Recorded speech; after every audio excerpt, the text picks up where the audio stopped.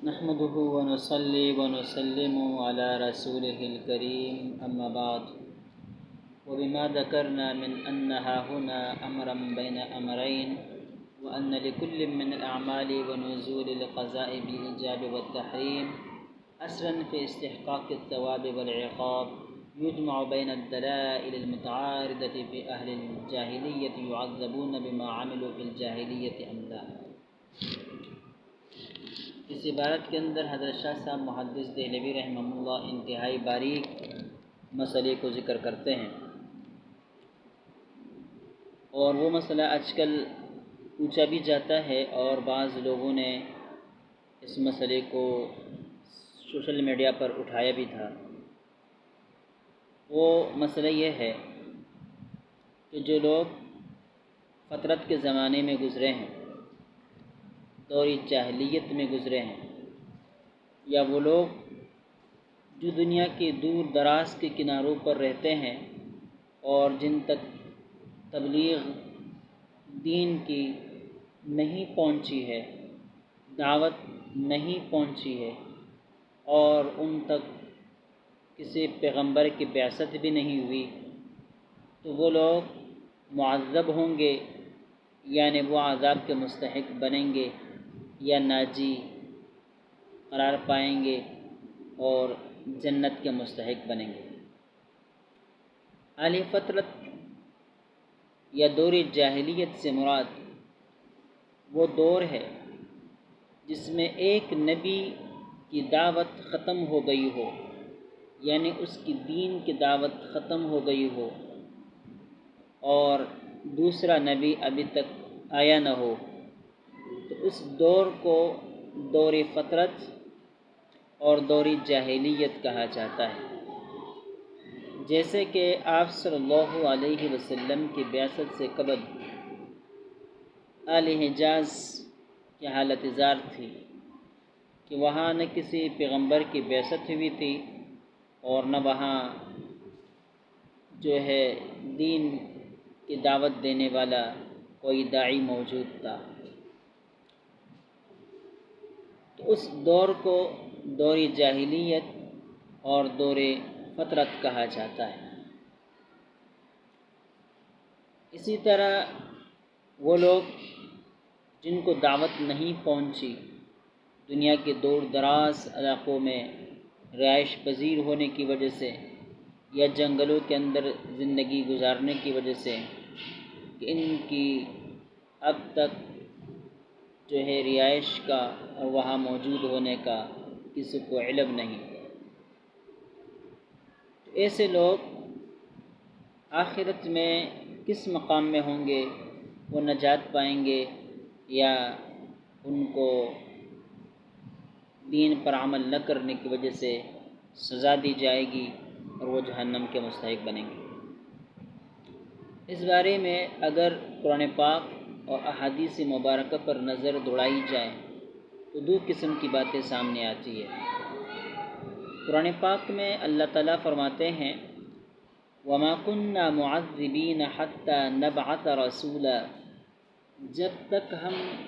کسی قوم کے پاس پیغمبر نہ بھیجیں تب تک ہم اس قوم کو عذاب دینے والے نہیں ہیں۔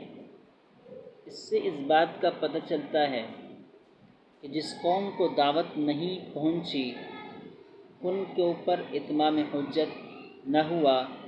اس وجہ سے وہ عذاب کے مستحق نہیں ہوں گے، اور آیت یہ بتلا رہی ہے کہ ان کو عذاب نہیں دیا جائے گا دین کے اوپر عمل نہ کرنے کی وجہ سے۔ دوسری طرف ایک حدیث میں آتا ہے، نبی پاک صلی اللہ علیہ وسلم سے ایک دیہاتی سوال کرتے ہیں کہ میرے والد صاحب کی وفات آپ صلی اللہ علیہ وسلم کی بعثت سے پہلے ہوئی، وہ صلہ رحمی کرتے تھے، دیگر نیک اعمال کرتے تھے، تو اس کا انجام کیا ہوگا؟ اس پر آپ صلی اللہ علیہ وسلم نے ارشاد فرمایا کہ وہ جہنم میں ہے۔ اس حدیث سے پتہ چلتا ہے کہ دور جاہلیت میں جو لوگ گزر چکے ہیں وہ جہنمی ہیں۔ لہذا ان نصوص کی طرف دیکھتے ہوئے علماء کرام میں مختلف قسم کی رائے اس مسئلے کے حوالے سے پائی جاتی ہے۔ علامہ سید احمد پالنپوری رحمۃ اللہ علیہ نے رحمۃ اللہ الواسعہ جو حجت اللہ البالغہ کی شرح ہے، اس میں خلاصتاً ان رائیوں کا تذکرہ کیا ہے۔ ان میں سب سے پہلی رائے یہ ہے جو ابن العربی رحمۃ اللہ علیہ کی ہے۔ ابن العربی رحمہ اللہ 7ویں صدی کے امام ہیں۔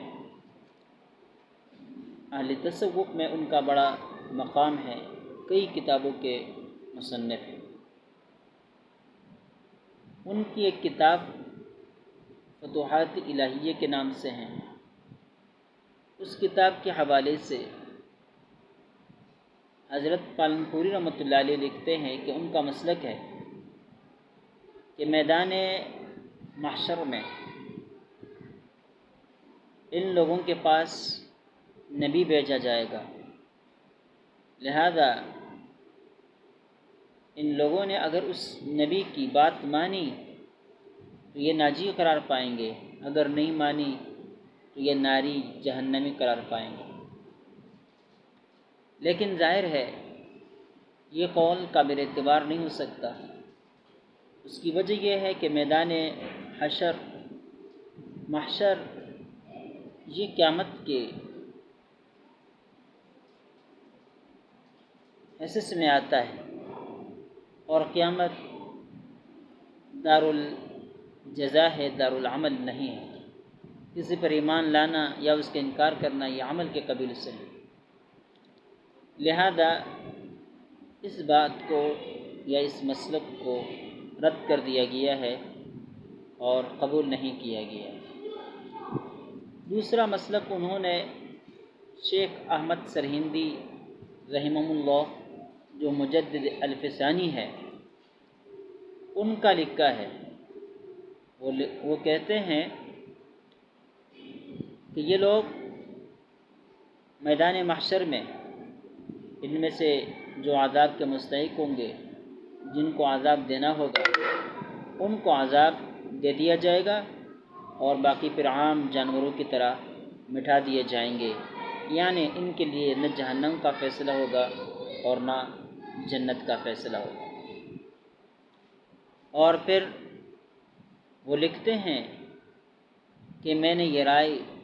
تمام انبیاء کرام علیہم السلام پر پیش کی،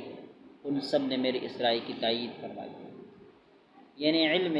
مکاشفہ کا تذکرہ کرتے ہیں، حالت کشف کا تذکرہ کرتے ہیں کہ میں نے کشف کی حالت میں انبیاء کرام پر یہ رائے پیش کی اور انہوں نے اس رائے کی تائید فرمائی۔ حالت کشف میں جو باتیں منکشف ہو جاتی ہے وہ قابل حجت نہیں، البتہ اس سے ایک گمان سا پیدا ہو جاتا ہے صاحب کشف کے لیے۔ بہرحال وہ چونکہ حجت نہیں، اس لیے اس رائے پر کوئی دوسری دلیل قائم نہیں ہے، لہذا اس کو قبول کرنا بھی کوئی لازمی اور ضروری نہیں ہے۔ تیسرا مسلک انہوں نے مفسرین کا ذکر کیا ہے۔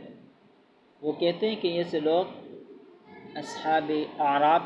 کے ساتھ ہوں گے، یعنی نہ جنت میں ہوں گے اور نہ جہنم میں ہوں گے، بلکہ ان دونوں کے درمیان جو مقام ہے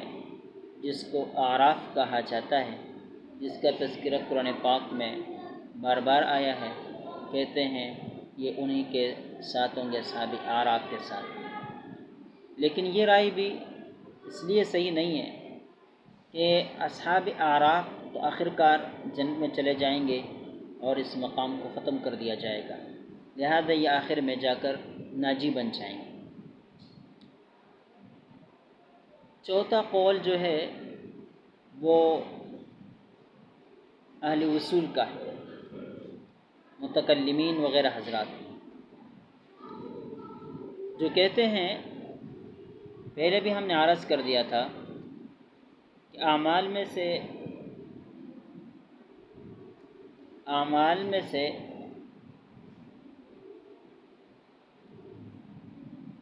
جن اعمال کا حکم دیا گیا ہے ان کے اندر حسن ہے، اور جن کام سے منع کر دیا گیا ہے ان کے اندر قباحت ہے۔ اب یہ قباحت عقلی ہے یا شرعی؟ اس بارے میں ہم نے ماتریدیہ وغیرہ کا مسلک ذکر کر دیا تھا کہ ان کا قبح من وجہ عقلی ہے، من وجہ شرعی ہے، اس طرح ان کا حسن بھی من وجہ عقلی ہے اور من وجہ شرعی ہے۔ یعنی اپنے فطرت کے اعتبار سے بعض کاموں کے اندر قباحت رکھی گئی ہے، وہ قبیح ہے، اور بعض کے اندر حسن ہے اور وہ حسن ہے۔ لیکن شریعت نے آ کر ان امور کے حسن اور ان کی قباحت سے پردہ اٹھایا اور ان کو واضح کر دیا۔ لیکن بعض ان میں سے ایسے ہیں جن کی قباحت بالکل واضح ہے اور جن کا حسن ہونا بھی بالکل واضح ہے۔ ان چیزوں میں سے ایک چیز جس کی قباحت بالکل واضح ہے وہ شرک ہے، اور ایک چیز جس کا حسن ہونا بالکل واضح ہے وہ توحید باری تعالیٰ ہے۔ تو یہ حضرات فرماتے ہیں کہ جن کی قباحت عقلاً بالکل واضح ہے، جیسے شرک،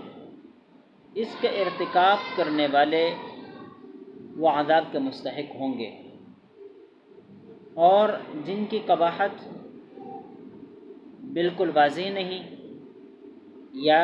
جن کا حسن ہونا بالکل واضح نہیں، تو پہلے کے ارتکاب اور دوسرے کے نہ کرنے کی وجہ سے وہ عذاب کے مستحق نہیں ہوں گے۔ مطلب اس قول کا یہ ہے کہ چونکہ توحید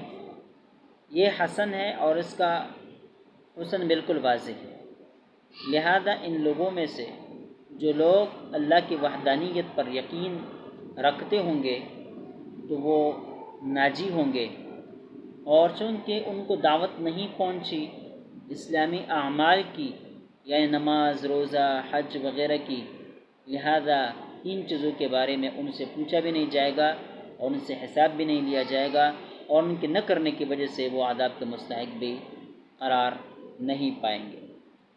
اور جن لوگوں نے شرک کا ارتکاب کیا تو وہ جہنمی ہوں گے، عذاب کے مستحق ہوں گے، اس لیے کہ انہوں نے قبیح جس کی قباحت عقلی اور بالکل واضح ہے اس چیز کا ارتکاب کیا ہے، لہذا اس صورت میں وہ عذاب کے مستحق بنیں گے۔ یہی مطلب ہے حضرت امام ابو حنیفہ رحمۃ اللہ علیہ کے اس قول کا کہ وہ فرماتے ہیں کہ اگر کوئی نبی نہیں بھیجا جاتا، کوئی کتاب نہیں بھیجی جاتی، اس طرح کسی مبلغ کی طرف سے دعوت کا کام، تبلیغ کا کام نہ چلتا ہوتا، پھر بھی انسان پر لازم ہوتا کہ وہ اللہ تعالیٰ کی وحدانیت کا قائل ہوتا، اور قائل نہ ہونے کی وجہ سے وہ مجرم قرار پاتا اور وہ مجرم ہوتا۔ تفصیل اس بات کی یہ ہے کہ انسان اپنی فطرت کے اعتبار سے، وہ فطرت اسلامی ان توحید باری تعالیٰ پر پیدا ہوتا ہے، اور اس کی وجہ یہ ہے کہ اللہ رب العزت نے تمام انسانوں کو ذرات کی شکل میں پیدا کیا اور ان کو صف در صف بٹھایا، اپنے خالقیت، اپنے قادر ہونا اور اپنی مالکیت، اپنی ربوبیت، اپنے معبودیت، ساری چیزیں ان کے اوپر منکشف کر کے تجلی ان کے اوپر فرمائی، اور یہ ساری چیزیں ان کے اوپر منکشف کرتی ہیں۔ اور پھر اسی طرح تمام چیزیں پیش کرنے کے بعد اللہ تعالیٰ نے ان سے سوال کیا کیا میں تمہارا رب نہیں؟ سب نے اس بات کا یک زبان ہو کر اعتراف کیا، اقرار کیا کہ اللہ ہی ہمارے رب ہے۔ قرآن پاک میں اس بات کو اس آیت کے اندر ذکر کیا گیا ہے، وَإِذْ أَخَذَ رَبُّكَ مِنْ بَنِي آدَمَ مِنْ ظُهُورِهِمْ ذُرِّيَّتَهُمْ وَأَشْهَدَهُمْ عَلَىٰ أَنفُسِهِمْ أَلَسْتُ بِرَبِّكُمْ قَالُوا بَلَىٰ شَهِدْنَا أَن تَقُولُوا يَوْمَ الْقِيَامَةِ إِنَّا كُنَّا عَنْ هَٰذَا غَافِلِينَ۔ اور ایک روایت کے اندر ہے کہ سارے لوگوں کی روحیں ایک جگہ جمع کر دی گئی ہیں، جنود مجندہ، یعنی لشکروں کی صورت میں جمع کر دی گئی ہے، اور جب جسم تیار کیا جاتا ہے تو وہاں سے ایک روح اٹھا کر اس جسم کے اندر ڈال دی جاتی ہے۔ لہذا اس سے پتہ چلا کہ اپنے اصل اور فطرت کے اعتبار سے ہر انسان کو مسلمان اور موحد ہونا چاہیے۔ لہذا جو اس فطرت کے خلاف چلتا ہے، چاہے اس کو دعوت پہنچے یا نہ پہنچے، ان کے پاس کوئی پیغمبر آئے یا نہ آئے، ان کے پاس کوئی کتاب آئے یا نہ آئے، وہ صرف محض اپنے عقل اور اپنی ذاتی فطرت کی بنا پر ان پر لازم ہے کہ اللہ تعالیٰ کی توحید کے قائل ہو اور شرک سے اپنے آپ کو بچائیں۔ باقی جو عملی چیزیں ہیں، عملیات ہیں، فروعی چیزیں ہیں، جیسے کہ عبادات، نماز، روزہ، زکوٰۃ، حج وغیرہ، تو یہ اعمال چونکہ دعوت پر موقوف ہے، جب تک ان کے حوالے سے علم نہ ہو، دعوت نہ پہنچے، تب تک عقل کے ذریعے سے یہ چیزیں پہچانی نہیں جا سکتی۔ لہذا ان لوگوں سے اس کے بارے میں، ان لوگوں سے ان امور کے بارے میں سوال بھی نہیں کیا جائے گا۔ تو اس عبارت کے اندر حضرت شاہ صاحب نے اسی بات کو ذکر کیا ہے، فرماتے ہیں بما ذکرنا، اور جو ہم نے ذکر کیا، من ان ہاہنا امرا بین امرین، یہاں ایک امر ہے دو امروں کے درمیان، وان لکل من الاعمال، اور یہ بات کہ اعمال میں سے ہر عمل کے لیے، ونزول القضاء، اور فیصلے کے نزول کے لیے، بالایجاب والتحریم، ایجاب و تحریم کے ساتھ، یعنی کوئی فیصلہ کسی چیز کو واجب کرنے کی صورت میں یا کسی چیز کو حرام قرار دینے کی صورت میں، اس کے لیے اثر ہے فی استحقاق الثواب والعقاب، ثواب اور عقاب کے استحقاق میں کوئی شخص ثواب کا مستحق ہے یا عقاب کا مستحق ہے۔ کہتے ہیں یجمع بین الدلائل المتعارضہ، اس کے ذریعے سے جمع ہو جاتی ہے وہ تمام ادلہ دلائل جو متعارض ہے، فی اہل الجاہلیہ، اہل جاہلیت کے بارے میں، یعذبون بما عملوا، کیا ان کو عذاب دیا جائے گا ان کے اعمال کی وجہ سے جو انہوں نے کیے ہیں فی الجاہلیت، دوری جاہلیت میں، ام لا، یا ان کو عذاب نہیں دیا جائے گا۔ اب ان کا مسئلہ کس طرح حل ہوتا ہے، حضرت شاہ صاحب نے اس کی وضاحت نہیں کی ہے، لیکن شاید حضرت کا اشارہ اسی بات کی طرف ہے جو ہم نے آخر میں ذکر کیا۔ حضرت شاہ صاحب نے پہلے یہ ذکر کیا ہے کہ جو ہم نے پہلے درس میں اس کی وضاحت کی ہے کہ امور میں قبح اور حسن من وجہ عقلی اور من وجہ شرعی ہے۔ لہذا جن چیزوں کا قبح عقلاً بالکل واضح ہے، ان امور کے ارتکاب کی وجہ سے انسان عذاب کا مستحق ہوگا، اور جن کا حسن بالکل واضح ہے محض عقل کی وجہ سے، اس کا کرنا لازمی ہوگا اور ان کا نہ کرنا جرم ہوگا۔ تو کہتے ہیں جب وہ بات پہلے گزر چکی تو یہاں ان لوگوں کی بات بھی واضح ہو گئی جو دور جاہلیت کے اندر گزرے۔ اگر انہوں نے کوئی ایسا کام کیا ہے جن کی قباحت بالکل واضح ہیں، جیسے کہ شرک ہے، شرک کا ارتکاب کیا ہے تو وہ عذاب کے مستحق ہوں گے، اور اگر نہیں کیا ہے تو وہ عذاب کے مستحق نہیں ہوں گے۔ آج اتنا ہی کافی ہے۔ اللہ تعالی ہمیں سمجھنے کی توفیق عطا فرمائیں۔ یہ انتہائی گہری بات ہے اور جو ہے کافی غور و فکر کا محتاج ہے۔ اللہ تعالی ہمیں سمجھنے کی توفیق عطا فرمائے۔ وآخر دعوانا